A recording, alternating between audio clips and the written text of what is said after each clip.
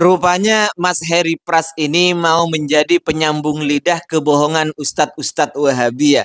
Mau menjadi penyambung lidah kedustaan orang-orang Wahabi ya.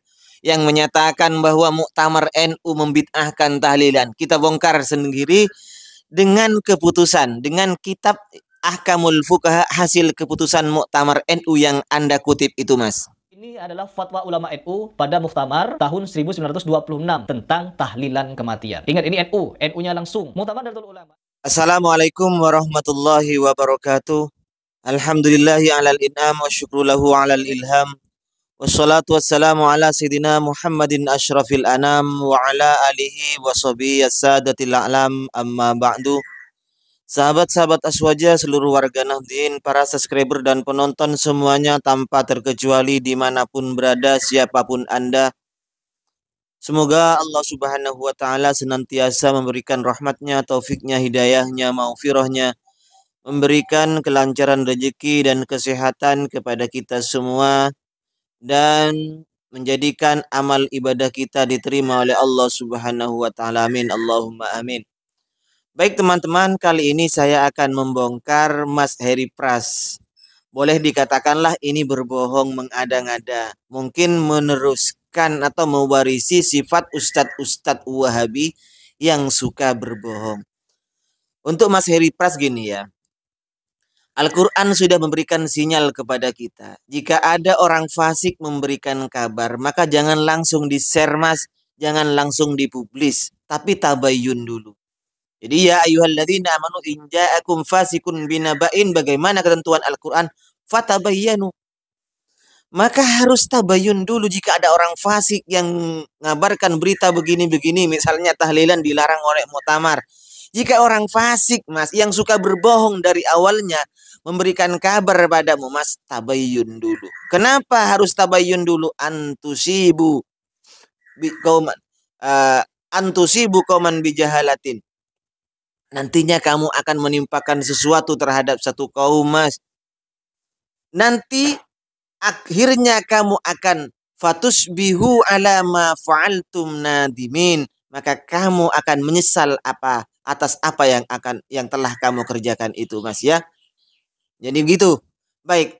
Kalau begitu, saya akan membuktikan bahwa apa yang disampaikan oleh Anda itu ternyata adalah bohong, ternyata adalah dusta, walaupun Anda tidak berniat berdusta, tetapi mungkin ini telah mewarisi sifat-sifat dari ustadz-ustadz Wahabi yang selalu berbohong, sehingga Anda secara tidak langsung menjadi penyambung lidah dari kebohongan Wahabi, Mas. Baik, kita buktikan sendiri.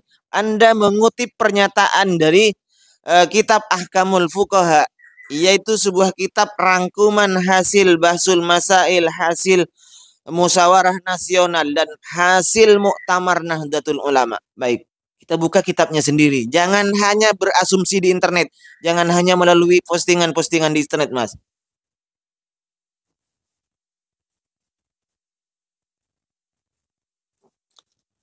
Ini kitab Ahkamul Fuqaha yang merangkum hasil keputusan Muktamar, Munas, dan Konbes Nahdlatul Ulama.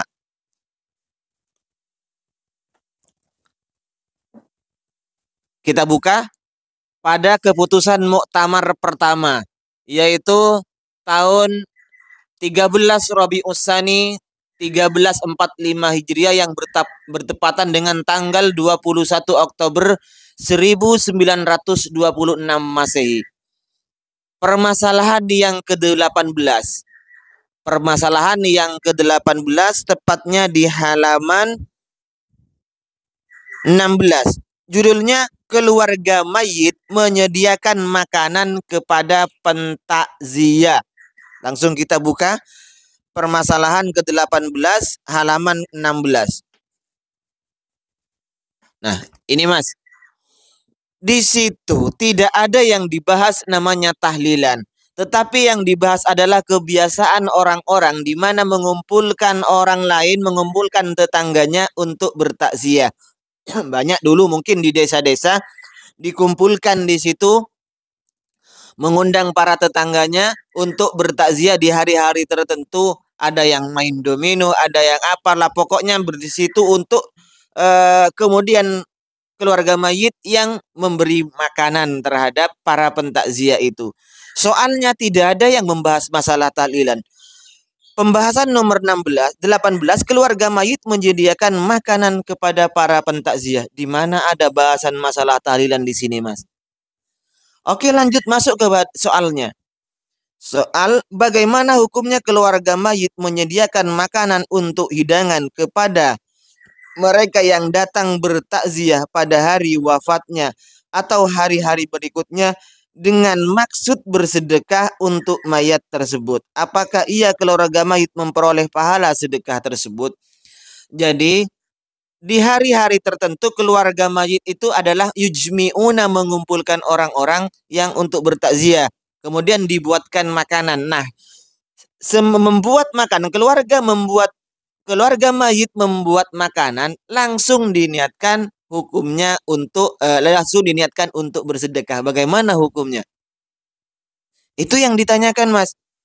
Maka jawaban dari mu'tamirin waktu itu adalah menyediakan makanan pada hari wafat atau hari ketiga atau hari ketujuh itu hukumnya makruh. Makruh ya. Apabila harus, ada catatannya, apabila harus dengan cara berkumpul bersama-sama dan pada hari-hari tertentu. Sedangkan hukum makruh tersebut tidak menghilangkan pahala sedekah itu. Tidak ada di sini dibahas masalah tahlilan, Mas. Tahlilan itu adalah ihda'us sawab. Jadi Anda bedakan dulu bab masalah makanan dan bab masalah ihda'us sawabnya, masalah mengirimkan pahala bacaan terhadap orang yang meninggal dunia, ini dipisah dulu, Mas. Nah, masalah makanan itu kita bahas di bab berikutnya nanti, Mas. Kalau Anda mau, kita diskusikan saja. Karena ini panjang prosesnya. Bagaimana hukumnya kalau seperti ini, makan di keluarga mayit kalau seperti ini, itu banyak tafsirannya di situ. Jadi yang saya akan bongkar di sini adalah pernyataan Anda yang mengutip Muktamar Nahdlatul Ulama bahwa mengharamkan atau menganggap bid'ah yang tercela masalah tahlilan. Ternyata di dalam kitab ini tidak satu pun, secuil pun dibahas tentang masalah tahlilan. Malah yang dibahas adalah masalah makan-makan, Mas. Orang yang waras akalnya, Mas, untuk makan-makan di keluarga mayit itu hukumnya sudah tidak masuk akal. Keluarga mayit seharusnya diberi, disumbang, malah kita datang ke sana untuk makan. Itu namanya orang yang tidak waras. Makanya nanti kita, kalau Anda itu mau live dengan saya, akan saya bahas nanti bagaimana hukumnya sekarang kalau orang-orang itu yang membuat nasi, yang menanak bukan keluarga mayit dan bahannya bukan dari keluarga mayit, begitu. Ayo kita bahas ini.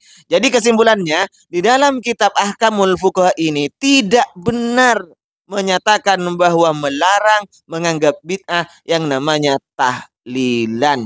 Tapi yang dibahas di sini adalah masalah menyediakan makanan untuk para pentakziah yang sengaja dikumpulkan pada hari-hari tertentu. Ya, Mas, jangan jadi penyambung lidah kebohongan Ustadz-Ustadz Wahabi.